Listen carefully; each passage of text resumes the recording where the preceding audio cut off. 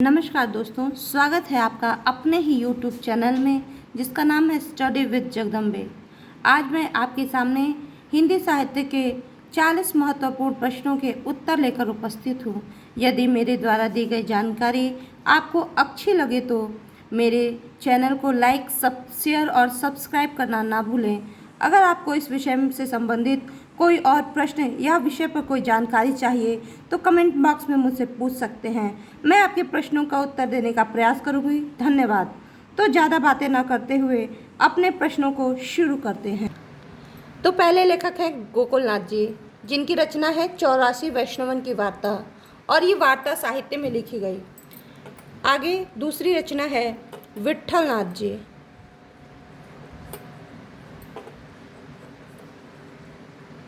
इनकी रचना है श्रृंगार रस मंडन। क्या है? श्रृंगार रस मंडन। यह ब्रज भाषा गद्य की पहली रचना मानी जाती है।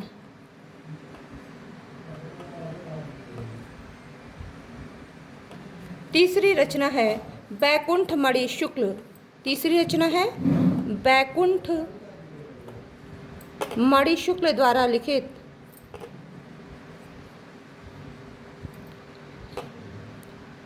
अगहन महात्म्य। इनकी दो रचनाएं हैं, अगहन महात्म्य और बैसाख महात्म्य, और यह भी ब्रज भाषा गद्य में लिखी जाने वाली पहली रचना की श्रेणी में आती है।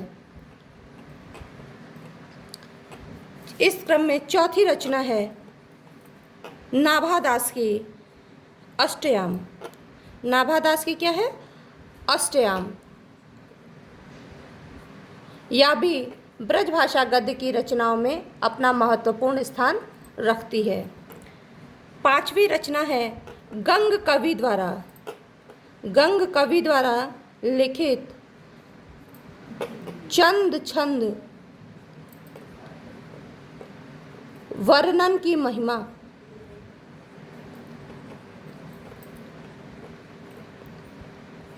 और यह जो रचना है चंद छंद वर्णन की महिमा, यह खड़ी बोली गद्य की प्रथम रचना मानी जाती है।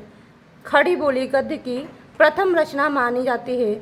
यह महत्वपूर्ण प्रश्नों में अपना महत्वपूर्ण स्थान रखती है। छठवीं रचना है राम प्रसाद निरंजनी। राम प्रसाद निरंजनी द्वारा लिखित भाषा योग वशिष्ठ।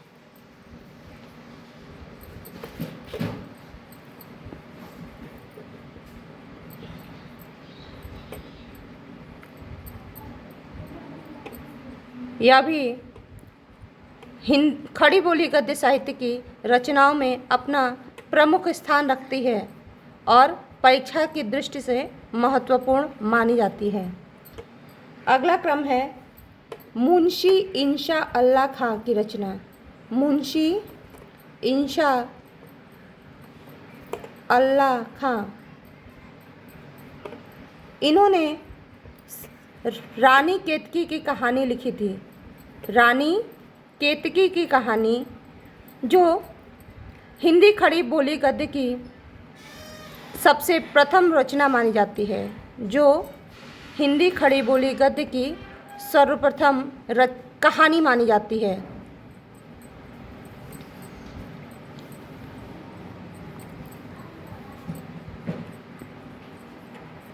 इस क्रम में अगली रचना है लल्लू लाल। लल्लू लाल की प्रेम सागर और सुख सागर, माधव विलास। प्रेम सागर और दूसरी रचना मानी जाती है माधव विलास।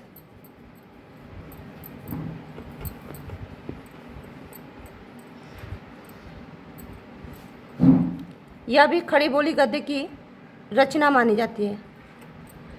हाँ, तो इस क्रम में जो अभी हमने बताया, मुंशी इंशा अल्लाह खां और लल्लू लाल, इन्हीं के साथ दो और लेखक हैं जिनका नाम है सदल मिश्र और सदा सुखलाल।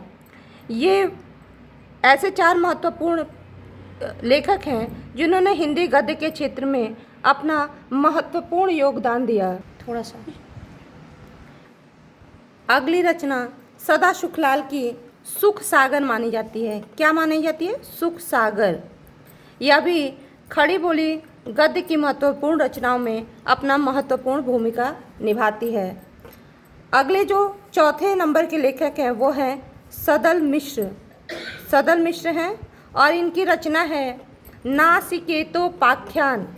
क्या है? नासिकेतोपाख्यान। ये गद्य की विधाओं में आख्यान मानी जाती है। अगली रचना देवकी नंदन खत्री,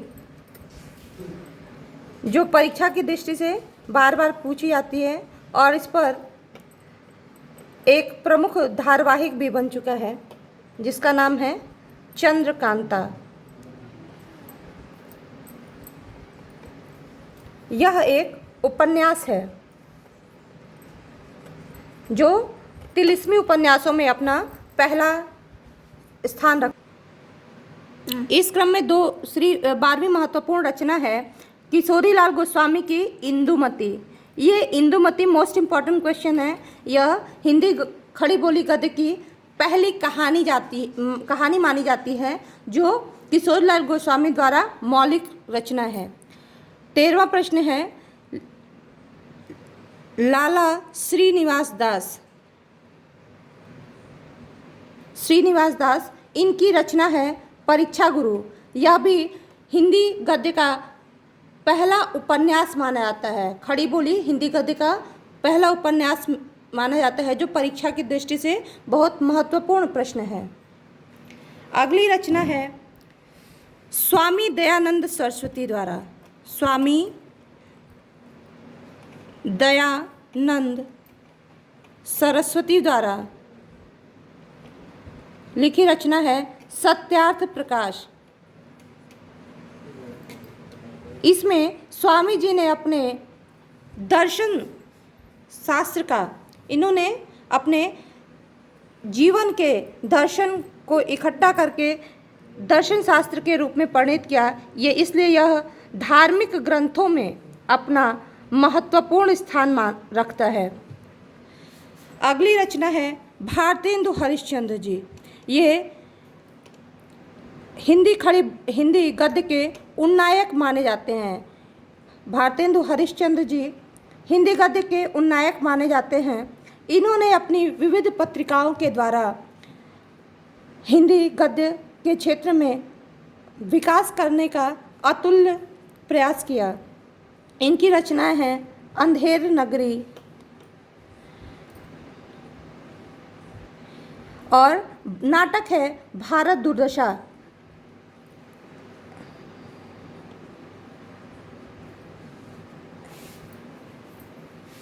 भारतेंदु हरिश्चंद्र जी ने ही सर्वप्रथम अपनी भाषा और भाषा के महत्व को प्रदर्शित किया था और अंग्रेज़ों के छक्के छुड़ा दिए थे अपने रचनाओं के माध्यम से। इस क्रम में अगले लेखक हैं आचार्य रामचंद्र शुक्ल। इन्होंने सबसे पहले हिंदी साहित्य का इतिहास को परिष्कृत रूप में लिखने का महत्वपूर्ण योगदान दिया। इस क्रम में उन्होंने जो सन को विभाजित किया, जो सन को अलग अलग कालक्रमों में रखा, वह एकदम सटीक बैठता है। फिर इनकी दूसरी रचना, महत्वपूर्ण रचना है चिंतामणि। यह निबंध जगत की सबसे महत्वपूर्ण रचना मानी जाती है। इसमें आचार्य रामचंद्र शुक्ल जी ने मनोवैज्ञानिक निबंधों की परंपरा का प्रारंभ शुरू कर दिया। फिर अगले लेखक हैं प्रेमचंद। प्रेमचंद उपन्यास सम्राट माने जाते हैं। इनकी प्रमुख रचनाओं में गोदान, गबन, मंगलसूत्र, कर्मभूमि आदि रचनाएं महत्वपूर्ण हैं। इसके अलावा आदि उपन्यास लिखे इन्होंने। इसके अलावा प्रेमचंद्र की कहानियों में ईदगाह, पूस की रात भी अपना महत्वपूर्ण स्थान रखती है। अगले लेखक हैं वियोगी हरि। इनकी रचना है मेरा जीवन प्रवाह। क्या है? मेरा जीवन प्रवाह, जो आत्मकथा के क्षेत्र में अपना महत्वपूर्ण स्थान रखती है। आत्मकथा लेखन में वियोगी हरि जी ने मेरे जीवन प्रवाह द्वारा एक विशिष्ट चरम सीमा पर आत्मकथा को ले गए हैं। इसके अतिरिक्त अगले लेखक हैं जयशंकर प्रसाद।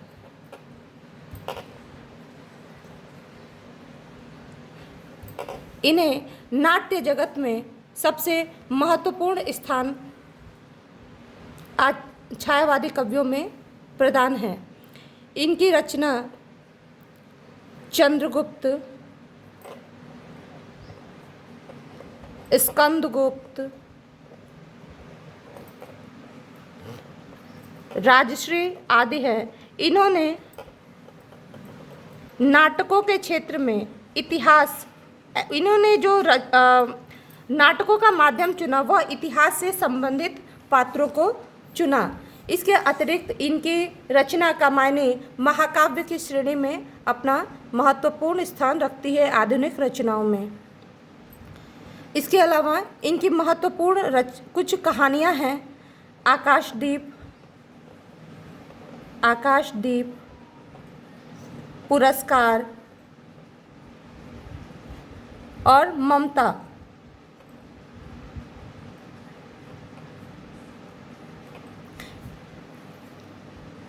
इनके द्वारा लिखित एकांकी एक घूंट एकांकी जगत में पहली रचना मानी जाती है। एकांकी जगत की पहली रचना मानी जाती है। अगले लेखक हैं गुलाब राय। गुलाब राय की ठलुआ क्लब, मेरी असफलताएं,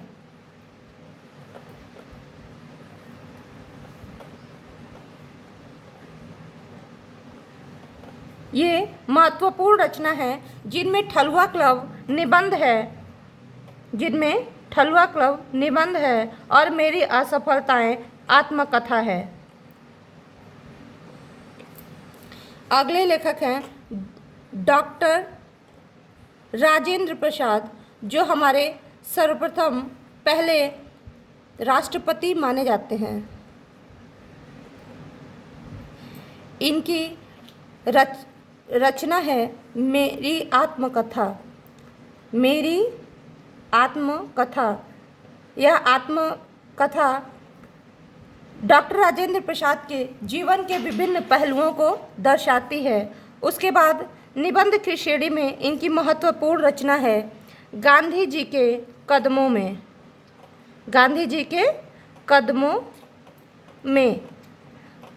पहली महत्वपूर्ण रचना है मेरी आत्मकथा, जो आत्मकथा है, और दूसरी रचना है गांधी जी के कदमों में, यह निबंध है। अगले और महत्वपूर्ण लेखक हैं डॉक्टर हजारी प्रसाद द्विवेदी। डॉक्टर हजारी प्रसाद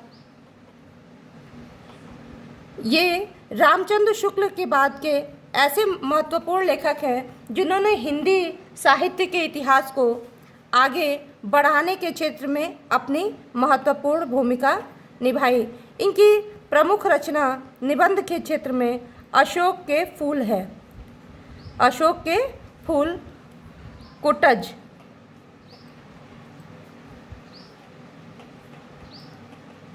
जबकि इनके उपन्यासों में वाणभट्ट की आत्मकथा,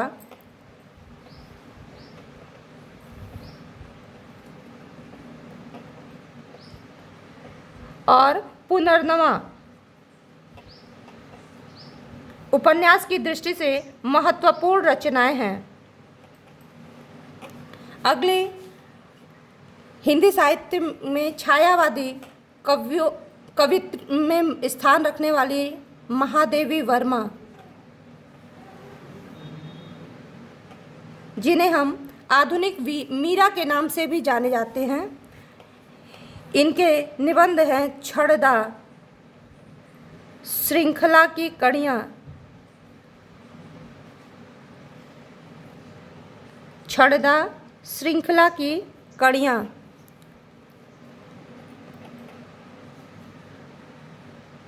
इसके अतिरिक्त महादेवी जी ने रेखा चित्र और संस्मरण के क्षेत्र में भी अपना महत्वपूर्ण स्थान रखा।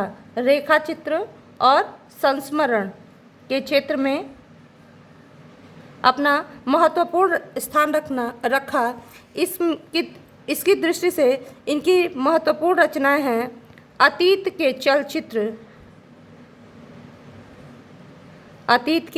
चलचित्र, मेरा परिवार और पथ के साथी।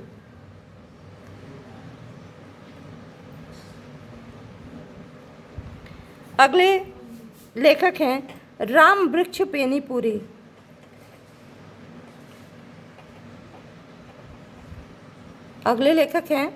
राम वृक्ष बेनीपुरी। इन्होंने भी रेखा चित्र के क्षेत्र में महत्वपूर्ण रचनाएं लिखी। इनकी महत्वपूर्ण रचना है माटी की मूर्तें। ये हिंदी जगत का अच्छा रेखा चित्रों में एक प्रमुख अपना स्थान रखता है। अगली रचना है गेहूं और गुलाब।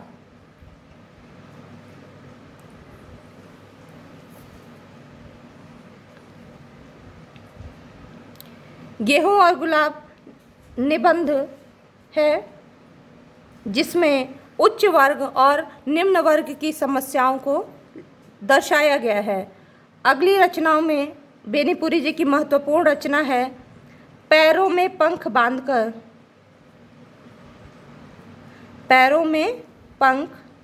बांधकर।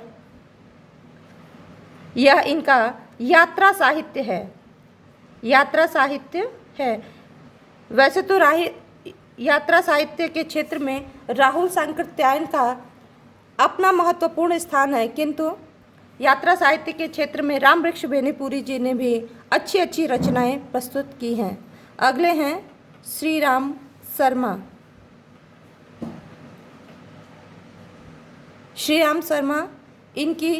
इन्होंने शिकार साहित्य के क्षेत्र में अपने महत्वपूर्ण रचनाएं अनुभव द्वारा लिखी है।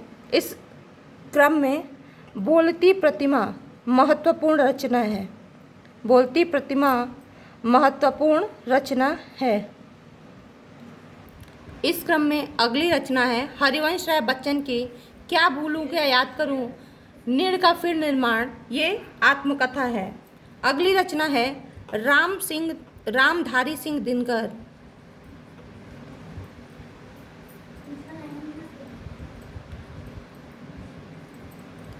वैसे तो इनकी कुरुक्षेत्र प्रमुख रचना है, किंतु गद्य साहित्य के क्षेत्र में इनकी सबसे अच्छी रचनाओं में संस्कृति के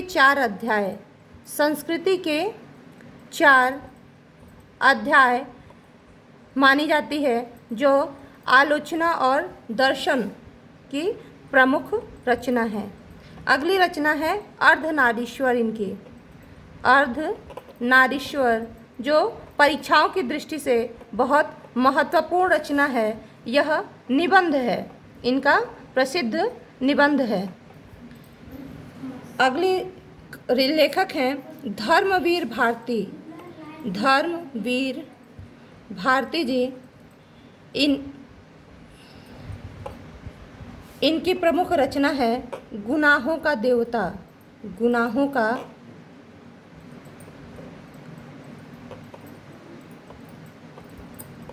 सूरज का सातवां घोड़ा। यह इनका उपन्यास है। अगले महत्वपूर्ण लेखक हैं वृंदावन लाल वर्मा। इनकी रचना है मृग नयनी। यह एक उपन्यास है।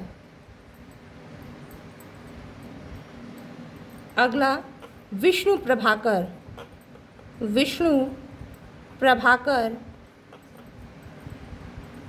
इनका की रचना है आवारा मसीहा।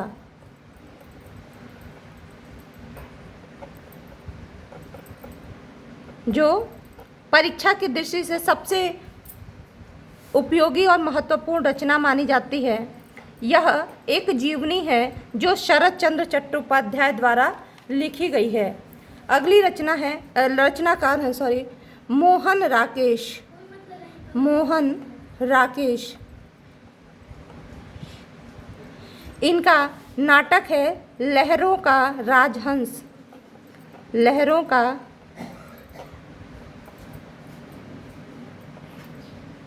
ये एक नाटक है। और दूसरी महत्वपूर्ण रचना एक उपन्यास है जिसका नाम है आषाढ़ का एक दिन। आषाढ़ का एक दिन, जिसमें इन्होंने कालिदास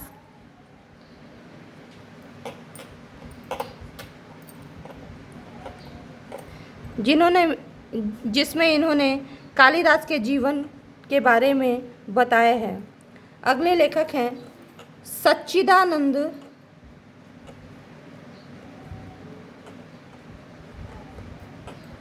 हीरानंद वात्स्यायन अज्ञेय। इन्हें हिंदी साहित्य जगत में अज्ञेय के नाम से भी जाना जाता है।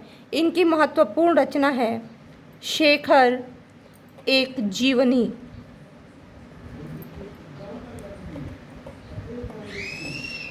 यह उपन्यास है जो 2 भागों में प्रकाशित हुआ। अगले रचनाकार हैं चंद्रधर शर्मा गुलेरी जी। इनकी एकमात्र रचना हिंदी जगत में देखने को मिलती है जिसका नाम है उसने कहा था। यह उनके द्वारा लिखित कहानी है, गुलेरी जी द्वारा लिखित कहानी है। अगले रचनाकार हैं सरदार पूर्ण सिंह। इन्होंने हिंदी जगत में मात्र 6 निबंधों को लिखकर अपना हिंदी जगत में महत्वपूर्ण स्थान बना लिया।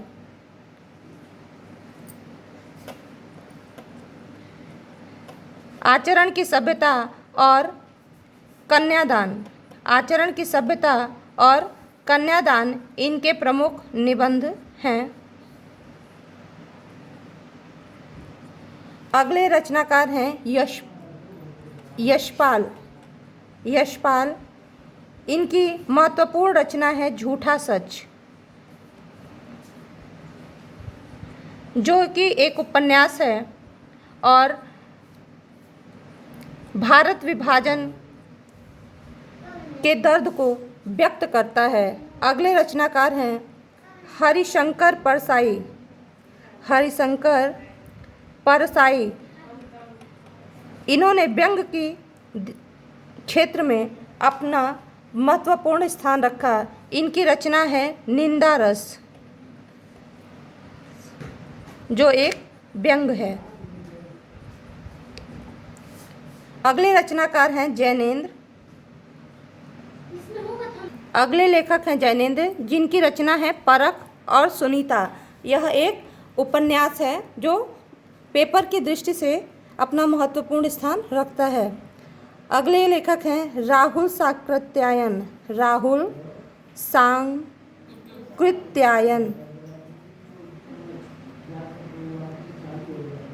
इन्हें घुमक्कड़ शास्त्र जगत में अपना महत्वपूर्ण स्थान रखा। इनकी रचना यात्रा वृत्तांत है और यात्रा